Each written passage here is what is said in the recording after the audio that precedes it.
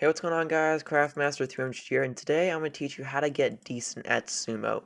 Now, I'm not the best at sumo, but as a Sumo Master 2 division with 1,000 plus wins, I think I know what I'm talking about. Now, sumo boils down to two things: giving knockback and knockback reduction. You want to be giving the most amount of knockback while also taking little to none yourself. And let's go into how to take the least amount of knockback.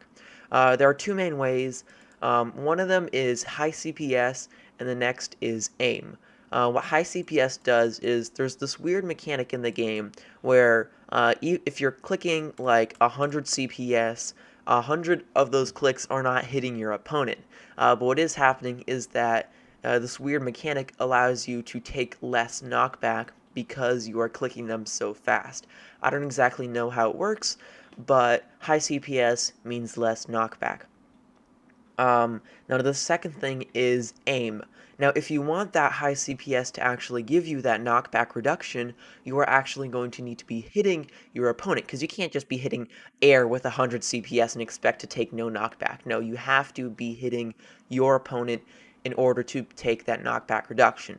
So this answers the question, like, which clicking method should you use? You should be using the clicking method that gives you the best aim, or the clicking method that you can aim the best with. Now there is, basic clicking, like single clicking, which gives you a low CPS of 7 CPS or 6 to 7 CPS, and then there is frickin' drag clicking, which gives you, as you can see, like 20 CPS. I was only able to get it for a bit. Drag clicking is so overpowered, you can get up to like 40 CPS pretty easily. But with drag clicking, aim can suffer drastically. So if you want to be taking the least amount of knockback, you have to be hitting your opponent in the first place. So aim over CPS any day. If you can click faster, like I can jitter click and get up to about like 15.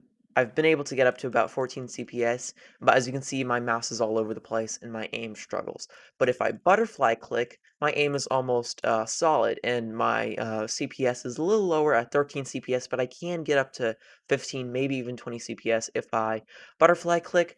But because I can aim better with butterfly clicking, I will do that over jitter clicking and drag clicking.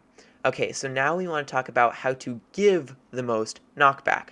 Um, First things first, high CPS, it does help you with more knockback. I think when you're taking less KB, you can give more, so high CPS out of the way. High CPS just helps with more knockback um, and more knockback reduction. Now, there are other ways that you can give yourself surefire knockback to your opponent.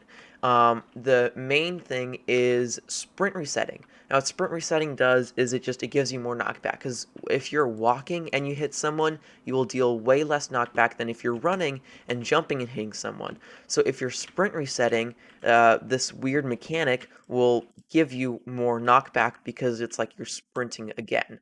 Now remember, when you sprint reset, you want to do it while you are hitting your opponent. Now, in sumo, there are two main ways you can sprint reset. There is W tapping, which is where you are sprinting and then you just tap the W key to move forward, and you want to tap it when you hit your opponent. And then there is S tapping. S tapping is, in my opinion, a far more advanced technique. It is harder to pull off, but when you do, you give so much knockback. At least I feel like I do. So how you do S tapping is, while holding the W key, you will tap the S key. Because when you tap the S key, or hold the S key while holding the W, you stand still. So if you're holding the W and just tap the S, you will sprint reset, while sprinting. Um, what you do not want to do is take your finger off the W key while S tapping. This will make you move backwards a bit, allowing your opponent to give you a ton of knockback. So now that we got sprint resetting out of the way, remember, you want to sprint reset or W tap or S tap while you hit your opponent. You don't want to randomly do it across the map, because that will just slow you down for no reason. The next thing to give the most knockback is strafing. Strafing is like moving to the side of your opponent or moving side to side. And what strafing allows you to do is to kill your opponent's aim. As I said before, aim is important to take knockback reduction. And if you can kill their aim by strafing back and forth, making it harder for them to hit you, their aim will suffer and they will have no knockback reduction, giving you the opportunity to knock them back crazy distances and start stupid combos. Like it's really overpowered if you can pull it off. And if you can strafe while W tapping, it's pretty overpowered. Um, so you want to strafe and W tap together in a combination to give you the most amount of knockback. Um, and that's really it, just taking knockback reduction and taking and giving knockback. High CPS and aim to take the least amount of knockback, and W tapping and strafing to give the most. Hope this helped you. Um, with sumo matches, now you gotta get into a match and you gotta practice. You just gotta play the rounds. This video will not make you a master automatically. You gotta put in the experience. You gotta see what works for you and what doesn't, and you gotta do this by yourself. You gotta put in the hours to get good at sumo.